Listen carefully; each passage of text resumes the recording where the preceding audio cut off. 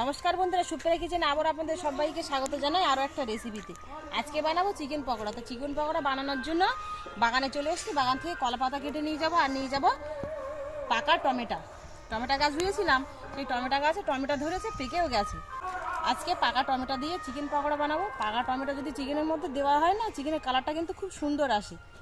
বাগানে যখন চলে এসেছি, তো বাগানের মধ্যে একটা খুব সুন্দর জিনিস আপনাদের সাথে শেয়ার করব।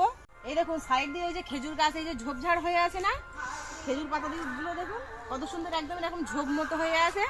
এই ঝোপের মধ্যেই শিয়াল বাস করে। দেখুন কোথায় শিয়াল, সন্ধে হবে আর শিয়াল হক্কা হুয়া ডাক শুরু করে দেবে। দেখুন শিয়ালের বাসাটা, ওই দেখুন কি সুন্দর, ভেতরটা একদম ঘরের মতো করে নিয়েছে, গোল দেখুন। আর শিয়ালের বাসার মুখটা দেখুন কোথায়, এই যে এই সাইড দিয়ে, এই যে এই সাইড দিয়ে ঢুকে ওই ভেতরে গিয়ে শুয়ে থাকে। আর সকাল হলেই চলে যাবে, আর সন্ধে হলেই ঢুকে যাবে। তুমি দেখো নি? আমাদের গ্রামের বাড়ির দিকে প্রায় প্রত্যেকটা বাড়িতেই হাঁস মুরগি আছে। আর এই শিয়াল কি করবে, সন্ধে হবে আর যাবে। যে বাড়ির দরজা যদি একটু ফাঁকা পায়, আর ফাঁকা থাকার দরকার নেই, দরজা যদি একটু ঢিলা থাকে না, তা সেই দরজা পা দিয়ে ভেঙে বড় বড় হাঁস মুরগি বের করে নিয়ে চলে আসবে গলা ধরে। আর এই যে জায়গা, এখানে বসে বসে খাবে। আর পৃথিবীতে সব থেকে বুদ্ধিমান জিনিস কি বলুন তো, এই শিয়াল। শিয়াল প্রাণী যে এত বুদ্ধিমান তা বলার কথা নয়, এর বুদ্ধির কাছে মানুষ হেরে যাবে। এবার কলা পাতা কেটে নেবো আর টমেটো তুলে নেবো।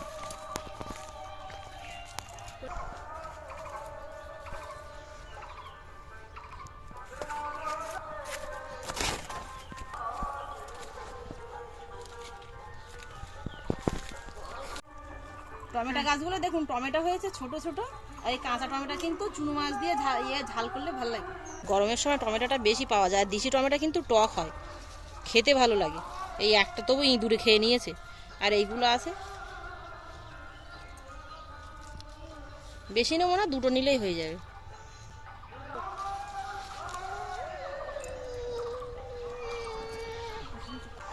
এবার যাব রান্নাঘরের দিকে।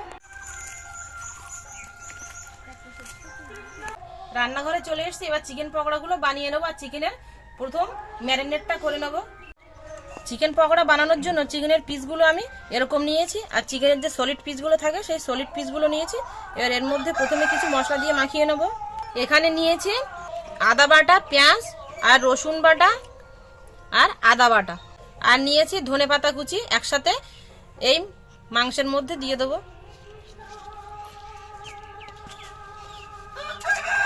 দিয়ে দেবো লবণ, হলুদ গুঁড়ো, জিরের গুঁড়ো, ধনে গুঁড়ো, গোলমরিচ গুঁড়ো দিয়ে দেবো। দোকানে চিকেন পকোড়া কালার করার জন্য ফুড কালার দেয়, কিন্তু আমি এখানে ফুড কালার পরিবর্তে এখানে দেখুন এই যে কাশ্মীরি লাল লঙ্কার গুঁড়ো নিয়েছি। এই কাশ্মীরি লাল লঙ্কার গুঁড়ো দিলে কালারটা লালও হবে, আবার কেমিক্যাল মুক্তও হবে। এই কাশ্মীরি লাল লঙ্কার গুঁড়ো অল্প দিয়ে দেবো। আর এখানে নিয়েছি লঙ্কা কুচি দিয়ে দেবো। আর যে টমেটোগুলো আমি এনেছিলাম, সেই টমেটোগুলোর ভেতরের এই যে দানা, সেই দানাগুলো ফেলে দিয়েছি, শুধু শাঁসটা একটু গ্রেট করে দেবো।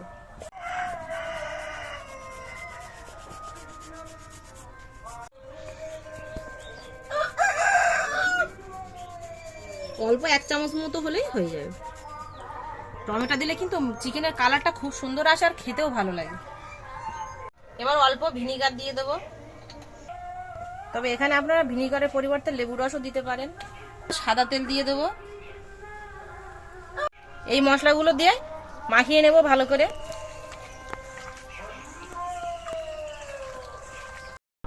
এখানে আমি 300 গ্রাম মতো মাংস নিয়েছি। সবকিছু দিয়ে ভালো করে মাখিয়ে নিয়েছি। এবার আধ ঘন্টা 45 মিনিটের জন্য চাপা দিয়ে রেখে দেবো। 45 মিনিট মতো হয়ে গেছে। এবার চাপাটা খুলে নেব। এবার চিকেনের মধ্যে আর একবার কিছু মশলা মাখিয়ে নেব। এখানে গোবিন্দভোগ আতপ চালের গুঁড়ো নিয়েছি। এই আতপ চালের গুঁড়ো দিয়ে দেবো। এই গোবিন্দভোগ আতপ চালের গুঁড়ো দিলে সুন্দর একটা গন্ধ আসবে, আর খেতেও ভালো লাগবে। ধানের গুঁড়োটা সবটাই দিয়ে দেবো, তবে আপনারা যে কোনো আতপ চালের গুঁড়ো নিতে পারেন। এবার দিয়ে দেবো বেসন। একটা ডিম ফাটিয়ে দিয়ে দেবো।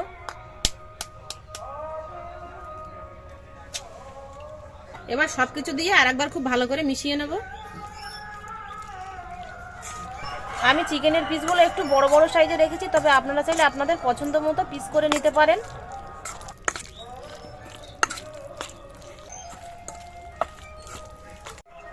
বাকি মশলা দিয়ে মাখিয়ে নিয়েছি আবারও মাংসটা। এবার আবার আধ ঘন্টার জন্য চাপা দিয়ে রেখে দেবো। মাখিয়ে রেখেছিলাম, আধ ঘন্টা হয়ে গেছে। এবার চাপাটা খুলে নেবো। আর ও সাইডে আমি উনুন ধরিয়ে কড়া বসিয়ে দিয়েছি তেল সমেত। এবার পকোড়াগুলো ভেজে নেব। তেলটা হালকা গরম হয়ে গেছে, হালকা গরম তেলে পকোড়াগুলো ছেড়ে দিয়ে ভেজে নেব। প্রথম অবস্থায় তেলটা খুব গরম করব না।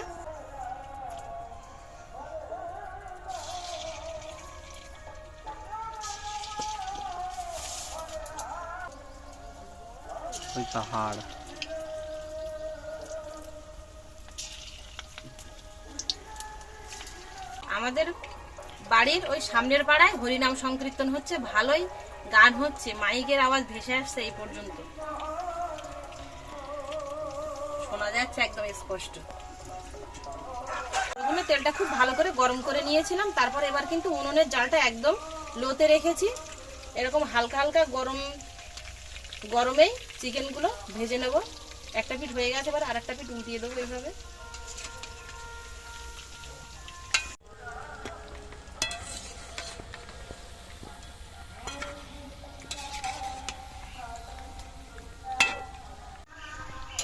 চিকেন পকোড়াগুলো ভাজা হয়ে গেছে, দেখুন দেখতে কত সুন্দর লাগছে আর কালারটা কত সুন্দর এসছে।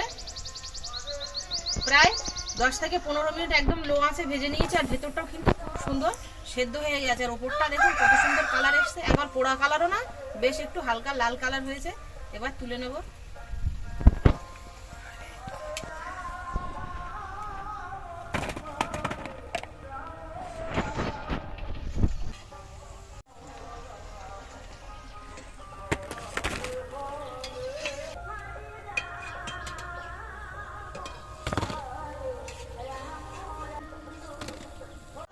বাকি পকোড়াগুলো দিয়ে ভেজে নেব।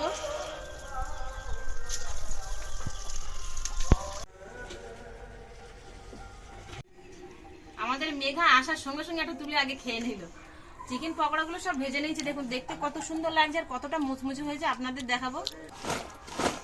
শুধু আওয়াজটা শুনুন কতটা মুচমুচে হয়েছে। এই চিকেনের মধ্যে অল্প একটু চাট মশলা ছড়িয়ে দেবো, তাহলে খেতে আর একটু ভালো লাগবে।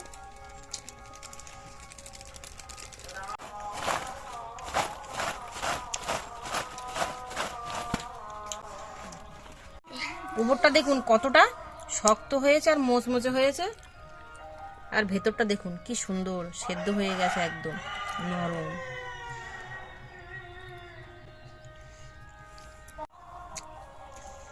দেখুন কতটা মচমচে।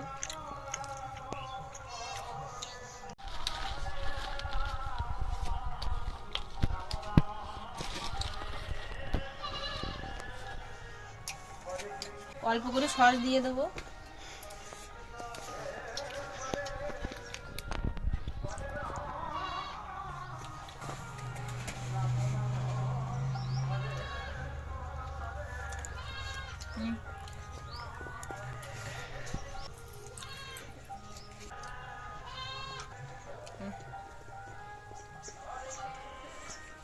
পকোড়াগুলো একদম খুবই সহজভাবে ঘরে থাকা সামান্য কিছু উপকরণ দিয়ে বানিয়েছি। তো আপনাদের কেমন লাগলো অবশ্যই কিন্তু আপনারা কমেন্টে জানাবেন। যে সকল বন্ধুরা এখনো পর্যন্ত আমার ইউটিউব চ্যানেলে নতুন, আপনারা আমার ইউটিউব চ্যানেলটিকে সাবস্ক্রাইব করবেন আর ফার্স্ট নোটিফিকেশন পেতে চাইলে পাশে থাকা ঘন্টিটি ক্লিক করে দেবেন। আর এতক্ষণ আমার সঙ্গে থাকার জন্য আপনাদের অনেক অনেক ধন্যবাদ। আবারও দেখা হচ্ছে আপনাদের সাথে পরে নতুন কোনো রেসিপিতে।